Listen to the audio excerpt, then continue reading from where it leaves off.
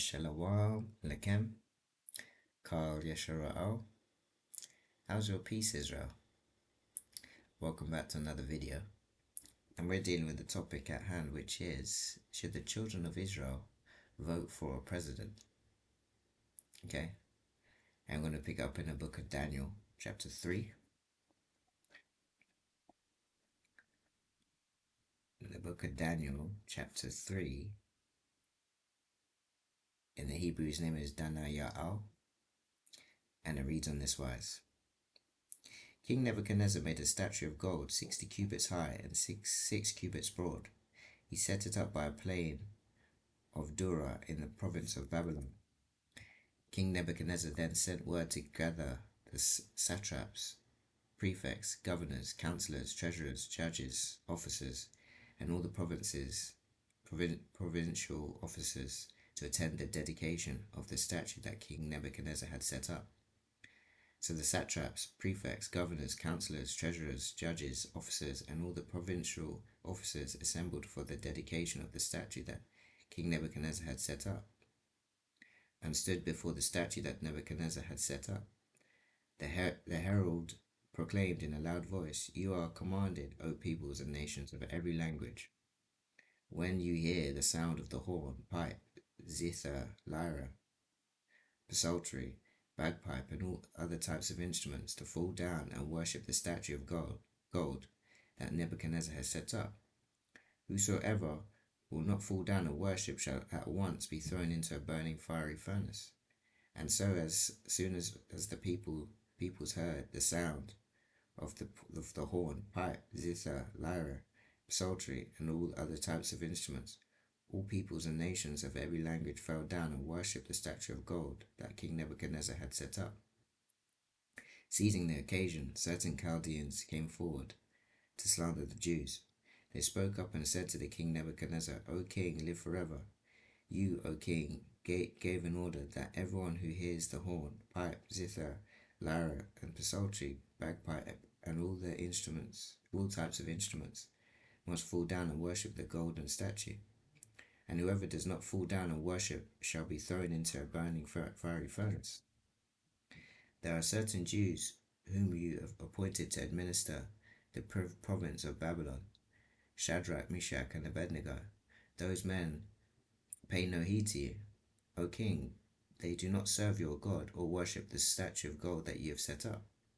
Then Nebuchadnezzar, in raging fury, ordered Shadrach, Meshach, and Abednego to be brought, so those men were brought before the king.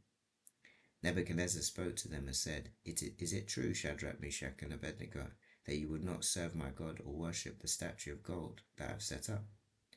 Now if you are ready to fall down and worship the statue that I have made, when you hear the sound of the horn, pipe, zither, lyre, or psaltery, and bagpipe, and all other types of instruments, well and good. But if you will not worship, you shall at once be thrown into a burning fiery furnace. And what God is there that can save you from my power?" Shadrach, Meshach, and Abednego said in a reply to the king, "O Nebuchadnezzar, we have no need to answer you in this matter.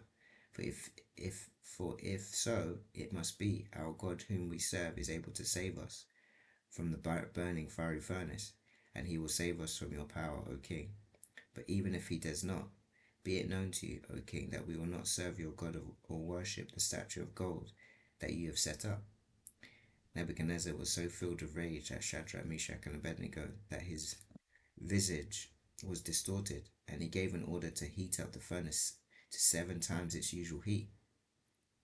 He commanded some of the strongest men of his army to bind Shadrach, Meshach, and Abednego, and to throw them into the burning fiery furnace.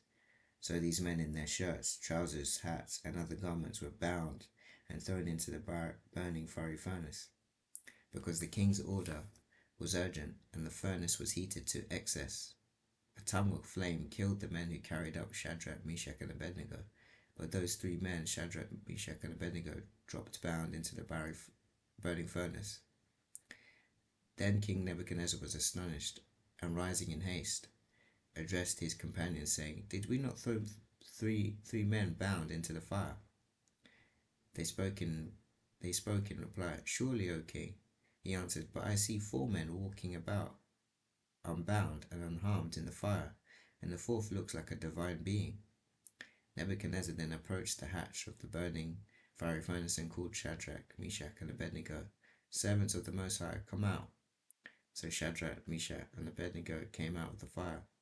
The satraps, the prefects, the governors, and the royal companions gathered around to look at those men on whose bodies the fire had no effect, the hair of whose heads had not been singed, whose shirts looked no different, to whom not even the odor of fire clung. Nebuchadnezzar spoke up and said, "Blessed be the God of Shadrach, Meshach, and Abednego, who sent his angels to save his servants, who trusted in him, flouted the king's decree at the risk of their lives, rather than serve or worship any god but their own. I hereby give an order that anyone of any people or nation or whatever language who blasphemes the God of Shadrach, Meshach, and Abednego shall be torn limb from limb, and his house confiscated, for there is no other God who is able to save in this way." Thereupon the king promoted Shadrach, Meshach, and Abednego in the province of Babylon. King Nebuchadnezzar, to all people and nations of every language that inhabit the whole earth, may you well-being abound. The signs and wonders that the Most High God has worked for me, I am pleased to relate. How great are the signs, how mighty his wonders. His kingdom is an everlasting kingdom, and his dominion endures throughout the generations. Okay, that was Daniel and friends served under the foreign rulers while staying true to God, modeling respectful engagement without compromising faith. Okay, we're going to go into the book of Samuel, 1 Samuel chapter 8, verses 4 to verses 7.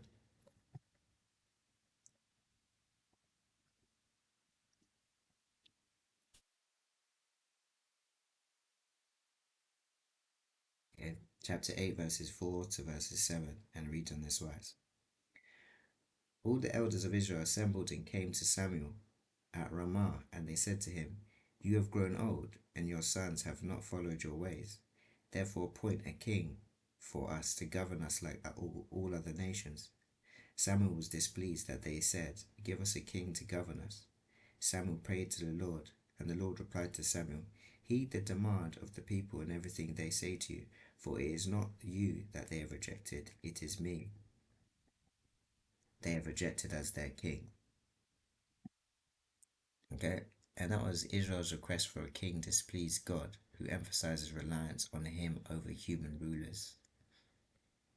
Okay, we're going to go into the book of Deuteronomy,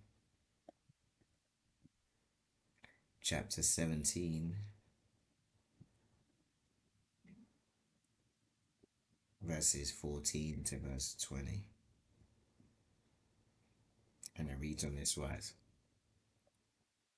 If after you have entered the land that the Lord your God has assigned to you, and taken possession of it and settled in it, you decide, "I will set a king over me, as do all the nations about me," you shall be free to set a king over yourself, one chosen by the Lord your God. Be sure to set a king over yourself, one of your own people. You must not set a foreigner over you, one who is not your kinsman. Moreover, he shall not keep many horses or send people back to Egypt to add to his horses. Since the Lord has warned you, you must not go back that way again. He shall not have many wives, lest his heart go astray, nor shall he amass silver and gold to excess. When he is seated on his royal throne, he shall have a copy of this teaching written for him on a scroll by the Levitical priests. Let it remain with him, and let him read it all his life, so that he may learn to revere the Lord his God, to observe faithfully and every word of his teaching, as well as all these laws. Thus he will not act haughtily toward his fellow or deviate from the instructions to the right or to the left, to the end that he and his descendants may reign long in the midst of Israel. Okay, that was the guidelines for choosing leaders are provided, emphasizing godlessness and justice. Last couple of scriptures, we're going into the book of Romans, chapter 13.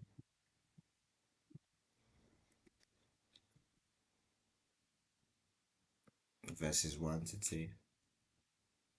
And it reads on this wise: Everyone should submit to the principal authorities, since there is no authority that does not come from God. And whatever authorities that have been put there, and whatever authorities that there are, and whatever authorities there are have been put there by God. So anyone who stands up to authority stands up to God, and whoever stands up to it will receive punishment. Okay? That was Paul encourages submission to governing authorities, viewing them as established by God. Okay? Last scripture is going to be in the book of Jubilees, chapter 32, verses 19. And it reads on this wise: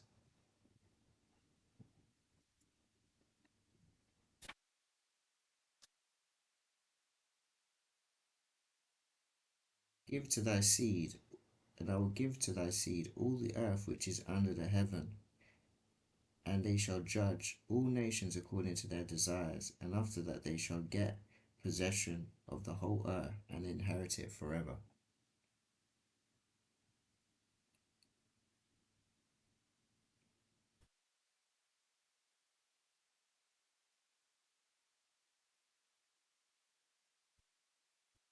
And that was the importance of leaders honoring God's covenant is emphasized. Okay, right? And we were dealing with the covenant, the topic, should the children of Israel vote for a president? So I only hope the reader listening to this word will be blessed by this, and may Yahweh bless you, may Yahweh keep you, may Yahweh cause his face to shine upon you, may Yahweh be gracious to you, may Yahweh lift up his countenance upon you, and may Yahweh grant you everlasting peace. In Yahshua HaMashiach's name I pray. Selah.